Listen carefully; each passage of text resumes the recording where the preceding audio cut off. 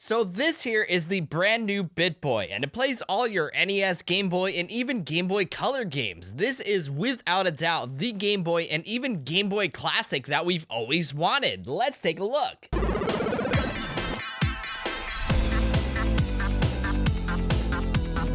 What is up, my friends? It's Ray back here, and today we're going to be taking a look at the brand new BittBoy. Now, this was a total surprise to be making this video because back at CES last week, you guys know I made a video on the Go Retro Portable from 8BitDo, and less than a week later, when I get home, I find the awesome folks at BittBoy hooked me up with this new BittBoy. Super cool stuff. Now, it should be noted that this BittBoy does involve a bit, no pun intended, of effort on your end in order to function. There are no built-in games here, so what you're going to need to do is buy yourself a micro SD card and add NES or Game Boy Color ROMs to it.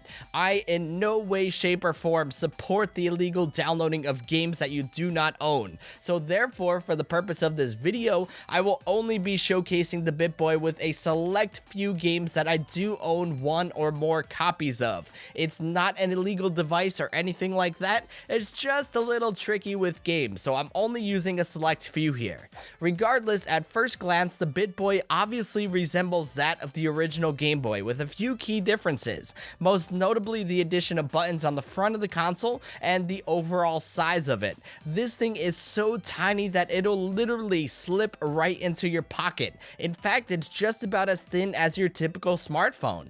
The new BittBoy is nowhere near the brick that was the original Game Boy. On the top of the console, there's the power switch and the micro SD card slot, and on the bottom of the console, there's the micro USB charging port and the headphone jack that also doubles as a video out, so you can use the included AV cables to play on the big screen. Not sure why they didn't decide to go with HDMI, as that's more the universal standard, especially in 2019, but hey, the option's there.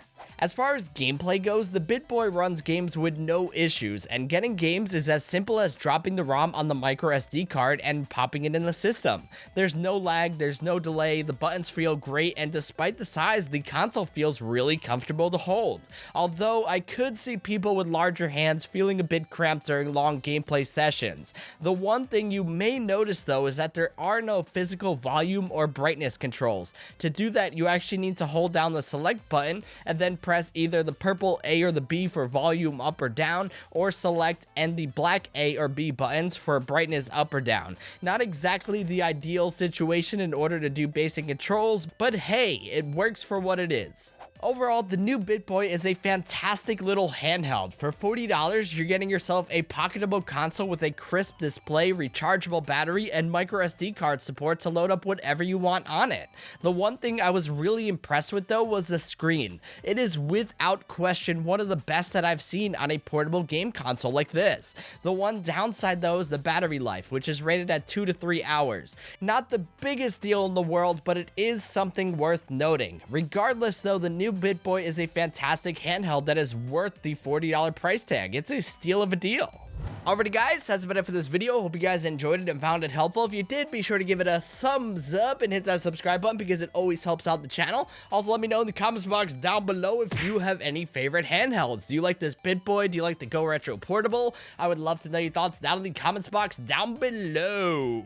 Alrighty guys, so that's about it. Get out there, go gaming, and have some fun. Until the next video, I'll catch you guys later. Peace.